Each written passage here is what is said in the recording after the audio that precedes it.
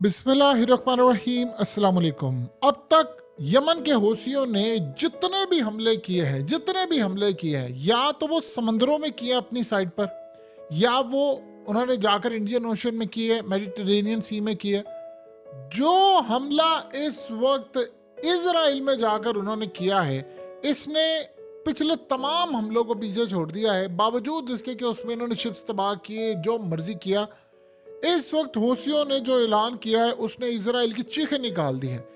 Yemen के हौसियों ने इस वक्त ज्वाइंट मिलिट्री ऑपरेशन किया है इराकी रेजिस्टेंस के साथ, और उन्होंने कहा है कि हमने इजराइल के हाइफा पोर्ट पे जाकर 2 शिप्स को तबाह किया है जो मिलिट्री इक्विपमेंट्स लेकर जा रहे थे, हथियार और तमाम चीजें, और ये जाकर इजराइल की हाइफा पोर्ट में जाकर उनको हिट किया है।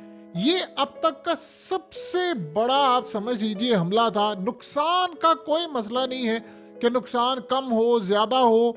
आप किसी भी मुल्क की पोर्ट पर जाकर आप घुसकर वहां पर हमला कर दें, ये बहुत बड़ी बात होती है। और यमन वो काम कर दे कि जिसने इस वक्त पूरी दुनिया में हलचल मचा दी है कि 57 इस्लामिक मुल्क हैं और किसी की जरूरत नहीं हो रही कि वो इसराइल की मजम्मत कर दे, यहां तक कह दे कि हम सुबह ही अपनी फौजें रवाना करें। कोई उठकर ये नहीं कह रहा।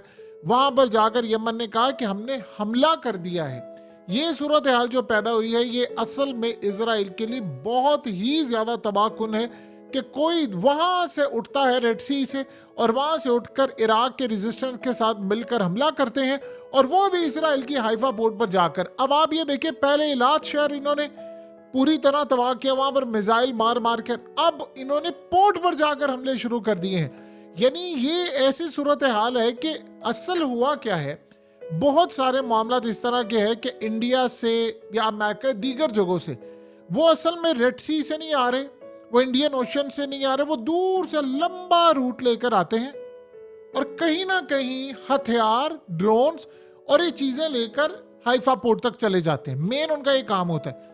अब आपने वहां पर जाकर घुसकर मारा है, इनके घर में घुसकर मारा है। बताइए इससे बड़ा क्या जिगरा और हमला हो सकता है कि अब आप अगले बंदे के घर में घुसकर मार रहे हैं। आप बताइए कि इस सारी सूरत हाल में कोई इनसे पंगा लेने को तैयार है। अब आपको समझ आई कि क्यों भारत ने अमेरिका की इस बात को और इजराइल की बात को टाल दिया था कि हम इन पर हमला नहीं करेंगे, ना हम हौसियों से लड़ाई करेंगे। जो अपनी यानी बाउंड्रीज में तबाह कर रहे हैं, इंडियन ओशन में तबाह कर रहे हैं, अरेबियन सी में तबाह कर रहे हैं, अब वो जाकर इसराइल की हाइफा पोर्ट के ऊपर जाकर हमला करे। बताएं इससे बड़ी लड़ाई क्या हो सकती है। उनके पास तो इतनी ताकत भी नहीं है। लेकिन ताकत की अब जब बात की जाए तो अब ये भी बात गलत होगी कि उनके पास इतनी ताकत नहीं है। क्यों?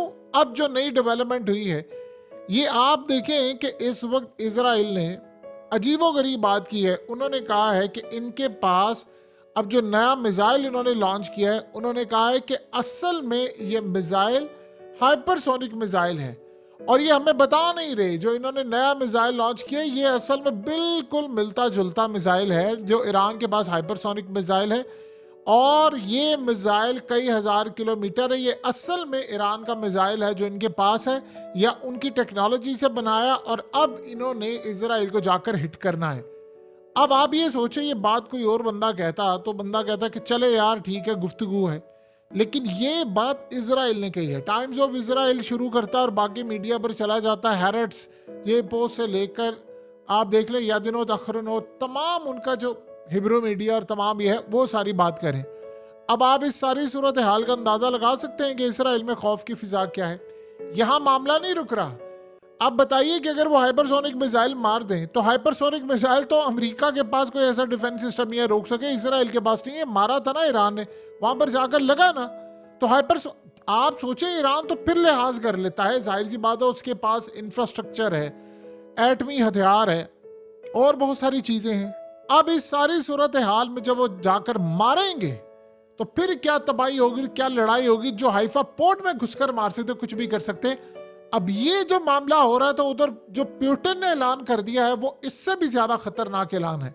2 ऐलान किए हैं जिसने इस वक्त अमेरिका और इसराइल के परखच्चे उड़ा दिए। आज पुतिन ने बात की, उसने कहा कि ये बात करते हैं न्यूक्लियर की कि जी हम चला नहीं सकते। उसने कहा मैं बड़ा वाजिया कर देना चाहता हूं, दुनिया में न्यूक्लियर सिर्फ एक मुल्क ने चलाया है, अमेरिका, और वो 20 किलो टन था। अब उन्होंने कहा कि 20 किलो टन था, हमारे पास जो है वो 70 किलो टन है। उसने कहा आप अंदाजा कर सकते हैं कि किस पैमाने पर जाकर इसकी तबाही होगी। ये समझ रहे हैं कि रूस चलाएगा नहीं। मैं इनको बड़ा वाज़ा कर देना चाहता हूँ, आपकी बहुत बड़ी गलत फहमी होगी। हमारी डॉक्ट्राइन में ये चीज़ कहीं भी नहीं लिखी हुई कि हम नहीं चलाएंगे, हम चलाएंगे। और जो अब हम काम करने के लिए जा रहे हैं, अमेरिका को और मैं उसके इत्तेहादियों को बड़ा क्लियरली वेस्ट को बान कर देना चाहता हूँ कि मैं न्यूक्लियर टेक्नोलॉजी हो, मैं मिसाइल हो, हर तरह के हो, मैं अपने इत्तेहादियों को दूंगा। अगर यूक्रेन से मुझ पर हमला होता है तो मैं अपने इत्तेहादियों को मिसाइल दूंगा जो अमेरिका और उसके इत्तेहादियों पर मारेंगे। अब आप इस बात को बड़े ही सादा अल्फाज में समझ लें, अमेरिका ने अपने न्यूक्लियर मिसाइल बरतानिया में जाकर डिप्लॉय कर दिए हैं। अब इसका क्या मतलब है?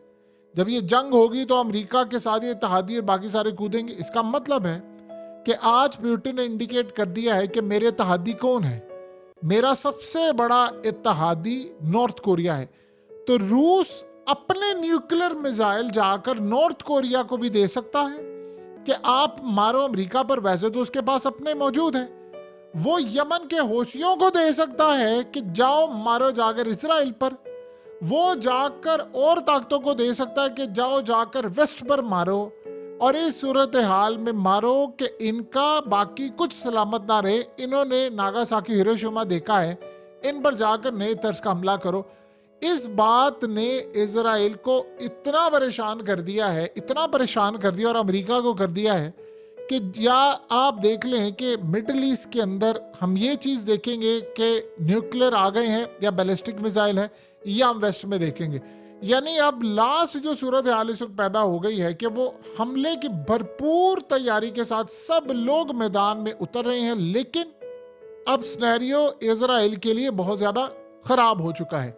आप जितनी मर्जी कोशिश कर लें, आप अपने एक एक दो दो बंदे के मीडिया पर तस्वीरें जारी करके कि जी हमारे एक बंदा मारा जा रहा है, दो मारा जा रहा है। असल बात ये है कि हिजबुल्लाह ने आपका आयरन डोम तबाह किया, अगलों ने वीडियो जारी करके सारी दुनिया के सामने रखा हमने किया है। फिर उसके बाद आप देखिए कि यमन के हौसियों का जो ट्रैक रिकॉर्ड है अभी तक इस जंग के अंदर, उन्होंने जो कहा है वो करके दिखाया। अब आपकी पोर्ट के ऊपर जाकर अगले हमले कर रहे हैं, यानी आपके मुल्क में घुसकर हमले करें। अब अगला सिनेरियो ये है कि इजराइल को आज ये बात समझ आई है कि जब इन्होंने नया अपना हौसियों ने मिसाइल दिखाया तो तब पुतिन ने बात की। इसका मतलब ये है कि ये टेक्नोलॉजी रूस और ईरान से वहाँ से आई है और ऑलरेडी पहुँचा दी गई है, क्योंकि पुतिन इतना बेवकूफ़ नहीं है कि वो काम किए बगैर ऐलान करते। उसने ऑलरेडी पहुँचा दिया और उसने अब अमेरिका और बाकी इत्तेहादियों को पैगाम दे दिया है कि यहाँ से मिसाइल लगेगा और सीधा जाकर आप तक जाएगा। सो अब असल में आप अंदाज़ा कर लें कि इजराइल किस तरह चारों तरफ से घिरा जा चुका है। यानी आप ये सोचें कि आप हूसियों से उम्मीद कर सकते हैं कि वो किसी से डरेंगे, जिन्होंने अमेरिका का ड्रोन तबाह कर दिया। MQ-9 रिपोर्ट 6 दफ़ा इन्होंने तबाह किया अब तक। ये जो लड़ाई जारी है, ड्रोन उतारे भी हैं, तबाह भी किए हैं। और इस सारे सिनेरियो में अब तक अमेरिका और बाकी ताकतें उन पर आकर कोई हमला नहीं इस तरह कर सकी। जिन्होंने अमेरिका के एयरक्राफ्ट कैरियर पर हमला किया है और उसको वहाँ से निकलने पर मजबूर किया है, अब वो इतने ताकतवर हो चुके हैं कि वो घुसकर हमला। देखिए असल में अमेरिका ने हमेशा क्या किया कि उन्होंने दाइश और ये बाकी ताकतों को मजबूत किया, हथियार और चीज़ें। ये बड़े पुरानी इनकी स्ट्रेटजी थी। ये काम नहीं किया ईरान ने, ये काम नहीं किया रूस ने। उसने एक पूरे मुल्क को तैयार कर दिया है जिसमें जिगरा हो कि वो लड़ाई कर सके, वो पीछे ना हट सके। अब तक के सबसे खतरनाक अगर कोई मुल्क अफगानिस्तान से भी ज्यादा कोई खतरनाक साबित हुआ है तो यमन के हूसी है। ये सबसे ज्यादा खतरनाक हुए। देखिए पूरे रीजन को उन्होंने गले से पकड़ लिया है। पहले ये होता था कि वो कहते थे कि जी हम हमला नहीं कर सकते, वो दूर है। अब वो अपनी आखिरी हद तक कोशिश करके, देखिए उनके पास कोई एयरफोर्स नहीं है बाकायदा, लेकिन जो भी है उनके पास है, वो वहां पर जाकर घुसकर मार रहे हैं। अब आप सोचे जरा कि आप लेट से अगर हम इजराइल की बात कर ले, वो कहते हैं जिनके पास हाइपरसोनिक मिसाइल है, आप हाइपरसोनिक मिसाइल मारेंगे तो आप कहां पर जाकर हिट करेंगे? हाइपरसोनिक मिसाइल देखिए दो चीजें हैं। ये तो हाइपरसोनिक मिसाइल है, सारी बात है, सऊदी अरब ने कहा कि भाई हमारी एयर स्पेस इस्तेमाल ना करे, लेकिन मसला ये है कि वहां पर अमेरिका का पैट्रियट डिफेंस सिस्टम है। अगर ये लेट से मार देते हैं, ऊपर से वो गुजर जाता है, तो जो भी है तो वो तो डिटेक्ट ही नहीं होता। वो तो ना इसराइल उसको रोक सकता है, इसराइल से पहले और बहुत सारी, जॉर्डन, कहीं पर भी वो रुकता नहीं है। और रुकना होता तो क्या ईरान उसको होने देता? यानी ईरान को अगर पता होता कि रुक जाना तो क्या हमला करता? होने देता अपना हमला? कभी भी ना करता। उसने कुछ ना कुछ तो दिखाना था। सो लिहाजा अब सबसे बड़ा मसला ये पैदा हो गया है कि बाकी तमाम आप भूल जाए चीज़ों को, वो आपकी दहलीज तक पहुंच चुके हैं। अब होता क्या है, आम सिनेरियो में समझ लें, कोई एक ताकत जो होती है जब वो लड़ने के लिए तैयार हो जाती है, ऑपरेशन इस लेवल पर करती है, तो फिर उसको हर जगह जगह दी जाती। शाम के अंदर भी जगह दी जाएगी इनको हर उस जगह से मदद फराहम की जाएगी कि जहां से हो सकती है। अब अंदर की तमाम, अब देखिए ऐसी ताकत जिसके ऊपर सारे बेट लगाने को तैयार है, अब वो क्या चीज़ है? अब देखिए ना, ईरान उस पर पैसा बहाने को तैयार है, चाइना इनडायरेक्टली रूस की मदद कर रहा है, रूस आगे मदद कर रहा है, सब कह रहे हैं। वो कह रहे हैं कि अमेरिका को अगर कोई ताकत इस वक्त पकड़ सकती है गले में, मिडिल ईस्ट में, पूरे रीजन में, या वेस्ट, आपने वेस्ट की हालत नहीं देखी। नेटो की जरूरत है कि इस वक्त आकर आप हौसले से लड़ाई करें। किसी एक यूरोपियन कंट्री की आप बताते, ये बरतानिया आया था ना स्ट्राइक करने, अगलों ने मार मार कर बुरकस निकाल दिया। कितने ऑपरेशन अब तक बरतानिया नहीं, कितने बरतानिया की नेवी, अमेरिका की नेवी किधर है? रेड सी में सारे बैठे हुए, क्यों नहीं करे हौसियों पर हमला? अब जाए ना, हमला करें ना। देखिए इसमें आप जो मर्जी कहें, एक चीज का क्रेडिट आपको देना पड़ेगा मिडिल ईस्ट की कंट्रीज को, चाहे जो मर्जी हो, सऊदी अरब को आपको देना पड़ेगा और बाकियों को देना पड़ेगा। आप अगर न्यूट्रल भी हो जाते हैं इस जंग में, तब भी इसराइल और अमेरिका का नुकसान है। उन्होंने कह दिया कि भाई हम किसी सूरत हौसियों के खिलाफ इस जंग में नहीं कूदेंगे। अमेरिका को सबसे बड़ा झटका ये लगा है कि आप समंदरों में जाकर एयरक्राफ्ट कैरियर से हमला करना चाहते हैं, अगले आपका एयरक्राफ्ट कैरियर तबाह करने के लिए आ रहे हैं, आप खड़े कहां पर हैं? अब वो दौर चले गए हैं। ईरान की इतनी टेक्नोलॉजी आगे चली गई है कि आप सोचें कि उन्होंने एक पूरा मुल्क तैयार कर दिया, खड़ा कर दिया है, जो सीधा इसराइल से जाकर लड़ाई कर सकता है। कहा यह जाता था कि अफगानिस्तान में दमखम है, अफगानिस्तान में है, लेकिन उससे कई गुना ज्यादा इनके पास है। देखिए इनको पता नहीं है कि हम अमेरिका पर हमला कर रहे हैं, उधर से जाकर वो हम पर हमला करेंगे। इनको क्या नहीं पता, समंदरों में, यानी पहले स्टार्ट हुआ था रेड सी से हमला करना, फिर वो गए इंडियन ओशन में घुसकर, अरेबियन सी में गए, मेडिटेरेनियन सी में गए। फिर आपने क्या देखा कि वो कहीं ना कहीं छुप छुप कर फिर भी मिसाइल जा रहे थे, इंडिया से ड्रोन्स भी जा रहे थे। अगलों ने जाकर हाइफा बोर्ड के ऊपर आपके मिलिट्री शिप्स को टारगेट बना दिया। और इजराइल का आर्मी चीफ कहता है वो जी नहीं, ये झूठ बोल रहे हैं, हमारा नुकसान नहीं हुआ, फलाना हुआ, ऐसा हुआ। इनकी हालत तो ये है, जब इनसे पूछा गया कि आपका आयरन डोम तबाह हुआ है, एक जी हमारा तो कुछ भी नहीं तबाह हुआ, ये लगियां। अगलों ने, हिजबुल्लाह ने वीडियो जारी कर दी, और ये वीडियो आपकी स्क्रीन पर चल रही है। सारी दुनिया ने देखा कि ड्रोन आया है और वो ड्रोन आकर इनको तबाह कर गया है, और ये चुप करके बैठे। अब आप सोचे सारी बातें, इनके मिलिट्री बेस के ऊपर आप ये देखे जाकर हमला हुआ है, ना सायरन बजे ना कुछ हुआ, और ये सारी दुनिया कहते कोई नहीं, एक आधा बंदा ही हमारा मरा, को 10-20 जख्मी हुए हैं, ये उन्होंने कहा है। वो 20 जख्मी हुए हैं। अगर ये एक बंदे का कहेंगे ना, तो आप उसको कम से कम 20-30 से मल्टीप्लाई कर लें, तो उतने बंदे तो होते हैं। अगर ये 5 कहें तो आप उसको फिर 100 से मल्टीप्लाई कर लें। सो इस सारी सूरत हाल में इन्होंने जो अब तक चीज़ें बताई हुई हैं लोगों को, जी हमारे, यानी हमारे अभी तक 33 बंदे मरे हैं, ये 240 दिन की जंग है, और जी हमारे 33 बंदे एक जगह मरे हैं, तो हमारे 60-70 एक जगह मरे। ये अभी तक इनकी हरकतें हैं, टोटल सबको बताया। और हालत ये है कि वो इजराइल की फौज, उनके जो लोग हैं वो जनाजे उठा उठा कर थक गए हैं, वो चीख रहे हैं। अब इस वक्त हालत ये है कि इसराइल में सड़कों पर आई हुई है अवाम, और वो आकर किन को कह रही है? वो हमास को कह रही है आप डील को एक्सेप्ट कर लें। अब सोचो जरा, इन्होंने तो पहले डील को एक्सेप्ट किया है, अब वो कह रहे हैं कि सारी सूरत हाल में डील को हमने क्या एक्सेप्ट करना है। उधर इजराइल की आर्मी ने ऐलान कर दिया है कि हमारी मिलिट्री जो है वो रेडी है, हम पूरी तरह फुल ऑल आउट वार हिजबुल्लाह के खिलाफ लड़ने के लिए तैयार है। उन्होंने कहा जी इन्होंने हमारे फौजी मारे हैं। अब इस सारी सूरत हाल में जो हमारे पास रिजर्व फौज थी उनको मारा है। देखिए सबसे बड़ा जो झटका ये लगा है, सबसे बड़ा झटका वो ये है कि अब तक इजराइल ने इस फौज में रिजर्व फौजी, यानी अगर लेट से कोई एक अदाकार है, वो आर्टिस्ट है, कुछ सिंगर है, उसको आपने बुला लिया और फ्रंट पर जाकर आपने कहा जी हमास के साथ लड़ाई करें या हिजबुल्लाह के साथ या बॉर्डर पर। आप बताइए आपकी रेगुलर आर्मी जो 24/7 वो लड़ नहीं पा रही, तो एक बंदा जिसकी एज लेट से 40 साल है, 50 साल है, और उसने यानी 3 साल की जो ट्रेनिंग है वो पता नहीं 15-20 साल पहले, 30 साल पहले ली है, आपने उसको कहा ठीक है तुमने ट्रेनिंग ली हुई है तो तुम वर्दी पहन के राजो, वो लड़ेगा? अब बताइए ना कि आप तो थोड़ा सा आउट ऑफ टच हो जाए, यानी फील्ड से बाहर निकल जाए, तो आप क्या लड़ाई कर सकते हैं?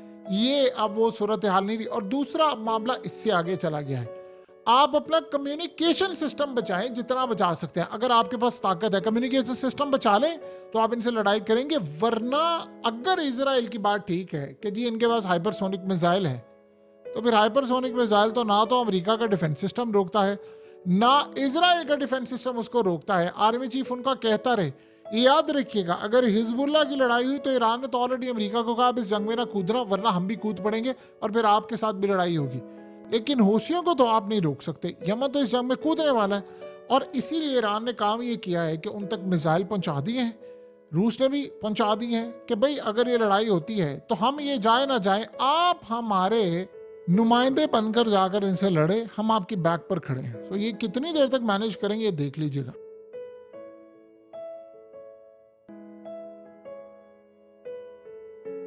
हकीकत टीवी को सब्सक्राइब करना मत भूलें, वीडियो को लाइक करें, शेयर करें और कमेंट सेक्शन में अपनी राय का इजहार जरूर करें।